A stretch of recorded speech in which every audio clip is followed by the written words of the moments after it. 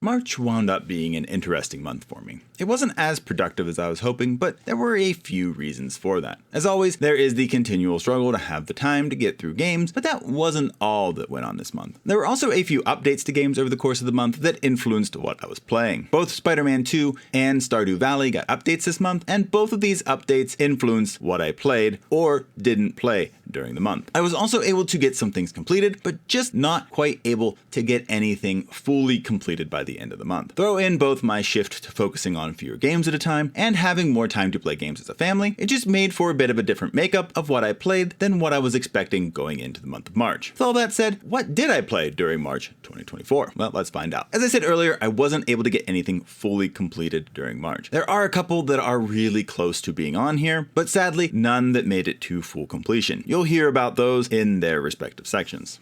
I played 3 story games for the month. My focus was definitely on one in particular, but I did play a couple of others during the month as well.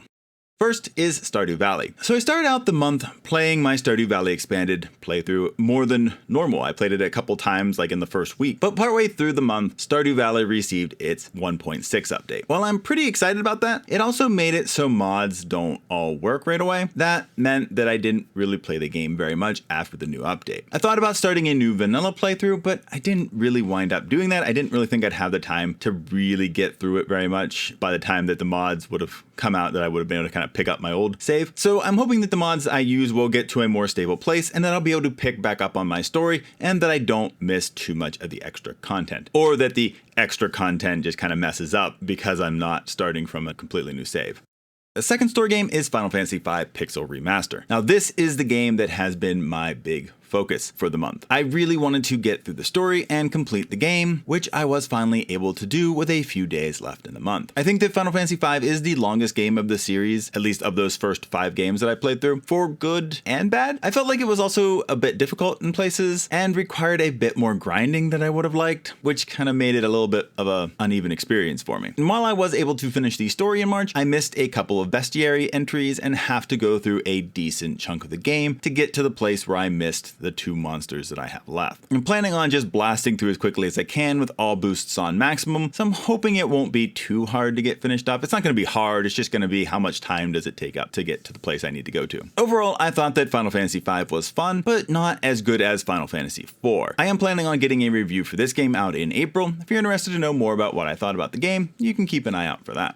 The third story game is 13 Sentinels Aegis Rim. I haven't played much of this game yet. It's the game that I'm playing after Final Fantasy V, and so I've only had like one day that I've really been able to do a little bit with it. But what I've played makes me very interested in what's going on in the game. It's a combination of visual novel and strategy game. I don't really feel like I'm far enough into the game to really know how the systems work and what's going on in the story yet, but it's certainly a game that's piqued my interest with kind of some interesting story hints that like I don't quite fully know what's going on. Like there seems like there's maybe like time travel and shared dreams and all kinds of weird stuff like that going on, but also like a really pretty art style that I enjoy quite a little bit. And I don't know how the gameplay elements are going to go because I feel like we're still in like tutorial mode so far. But yeah, like it's definitely piqued my interest and I'm really excited to kind of get in there and see what this game has to offer. I've heard good things about this game, so I'm just really hoping that it'll live up to my expectations and be a game that I really enjoy. Moving on from story games, I'll be focusing on games that I call endless games. These are games that don't have clear-cut endings. They can be online PvP, arcade, sandbox, creative, simulation, or party games. Some of these are games I enjoy quite a bit and keep playing off and on, while others are ones that I play for a season and then move on from for various reasons. There are also games that we'll play as a family off and on depending on the month. While we did get a chance to play much more as a family this month, we didn't play a huge variety of games over March. This means that this list isn't as big as it can be sometimes, but there's nothing wrong with that, and we had fun playing a decent variety of games this month. The first of these is Fortnite. One of the games that we've definitely played a lot more as a family during March has been Fortnite. Between trying to grind out levels at the start of March for the previous season and then playing the new season, we've played a good amount of Fortnite together. I sadly wasn't able to get up to level 200 last season, but it doesn't really bother me too much. On the other side of things, I have been enjoying the Greek mythology season so far. While I maybe wish there were a few more medallions and Greek locations in the mix, I still think that the season has been fun so far, and that the Battle Pass in particular is super awesome for the season with some really good skins.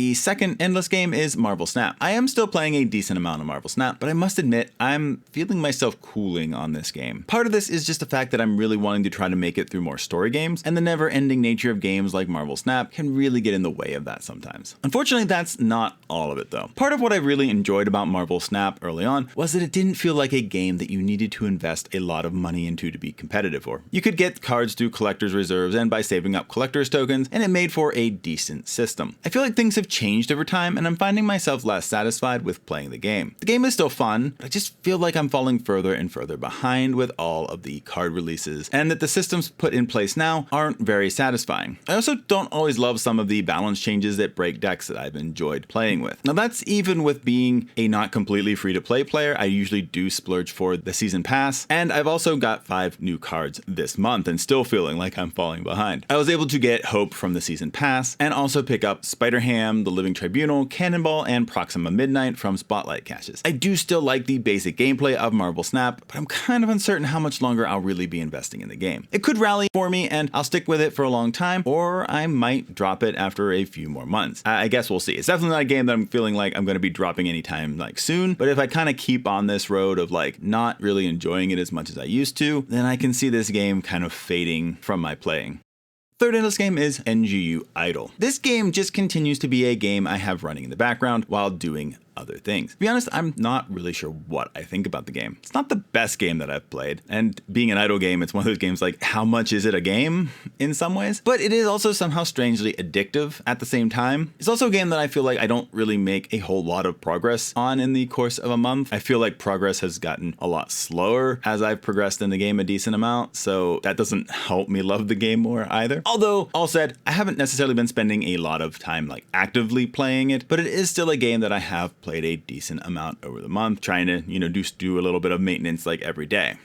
The fourth endless game is actually a couple games. It's all from the Jackbox Party Pack series, and I like to stick them together because their gameplay styles are just so similar. We played quite a bit of this series during the month. Both packs 6 and 7 were on sale in March, and I picked both of them up as they were ones we hadn't had yet. I really enjoyed 7 quite a bit, but 6 just wasn't quite as good in my opinion. From 6, I really liked the sequel to Trivia Murder Party, but that was probably the best, and I'm really kind of the only one in my family that really enjoys that game. Dictionarium and role models were okay, but the word version of Dictionarium was much better than the slang version of Dictionarium in my opinion. Push the Button was actually decent, but felt like it needed more than 4 people to really get the most out of it, and that's all we had. Joke Boat was definitely the weakest and wasn't all that much fun. I don't think really anybody in the family enjoyed it that much. Like, it was kind of okay, but it just didn't really work the best for us. On the other hand, we really liked a number of the games from 7, and I think it's probably easily a solid pack all around. Quiplash is there, and it's of course a staple of the series. Champed Up, Talking Points, and Blah the Round were all really good too. Talking Points, the kids really enjoyed and were giggling over trying to make their presentations and all the weird, wacky photos that you could put up at the same time. So that one wound up being kind of a hit with them. If I had to say the weakest one, it would be The Devil in the Details, but I still felt like it was pretty fun, even if it was the weakest of the group. But I think that says more about how good this group of games were than it does about how bad Devil in the Details was. Like, I think it's just the weakest of a very strong pack, and that's not a bad place to be in.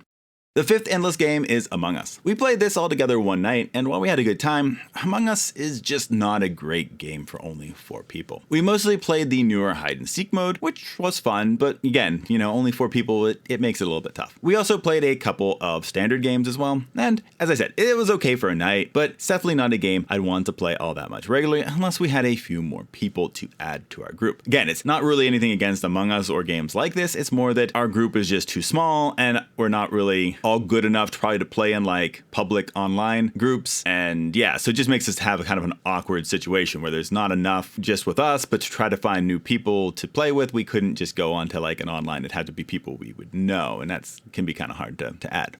The last endless game is Moving Out. And this is another game that we played just once as a family near the end of the month. Moving Out is one of those games that is so mixed for me. On the one hand, it can be wacky fun as you're working together as crazy movers, throwing packages and boxes through windows and out of moving trucks and all kinds of things like that. On the other side, the timed ranking of levels can produce more frustration than fun. It's just a strange mix. It tries to make it a skill-based game while also being kind of a really wacky, kind of fun, kind of hard to control at times game. Overall though, I do think it is a good time. You just can't take it too seriously, which is a struggle that I have a little bit with it sometimes. In terms of trophies, I worked on getting trophies for one game during March, and that game was Spider-Man 2. This is the other game that I kind of completed, but still have something left to wrap up. After finishing the story of the game a few months ago, I had only one trophy left that I couldn't finish since I had completed everything else. It was the get people on the web line takedowns, and all the crimes pretty much after you finished everything were just symbiote crimes, and those didn't really work, so I just couldn't get that trophy. I knew that New Game Plus was coming out, although it did take a little longer than I had anticipated, so I decided to wait until it came out to go after my last trophy instead of just restarting the story with nothing. The New Game Plus update came out this month, and I was able to get my last trophy from the base game and get the platinum for Spider-Man 2. Now the game did add a trophy for finishing New Game Plus though, so I'm trying to work on getting that finished up, and hopefully I'll be able to do that fairly quickly. I'm not really spending a lot of time on the story and trying to maybe get like certain crimes and stuff done so I can fast travel a little bit more, but other than that, I'm probably going to focus mainly on the story, just blast through it, get New Game Plus done, and have another 100% game, at least until DLCs come out. And that was all for my March. I really wish I was able to get a bit more accomplished during the month, but I do feel like I'll get a couple full completions next month fairly easily since I'm close in a couple of games already and just need to kind of wrap up those stray trophies. And otherwise, I don't really know how next month will be looking. I don't know how long 13 Sentinels is, and I imagine Stardew Valley I'll get a little further, but I probably won't complete it as far as I would want to kind of move it from the story mode. So I'm not really sure what other games I'll get completed next month, but we'll see next month. How about you? What have you been playing in March? Let me know in the comments, as it's always fun to see what others are playing and to look for games I may like to add to my own backlog. I hope everyone has had a great month and that you've been playing games that you enjoy. And that's all for this month, so I'll see you in the next video.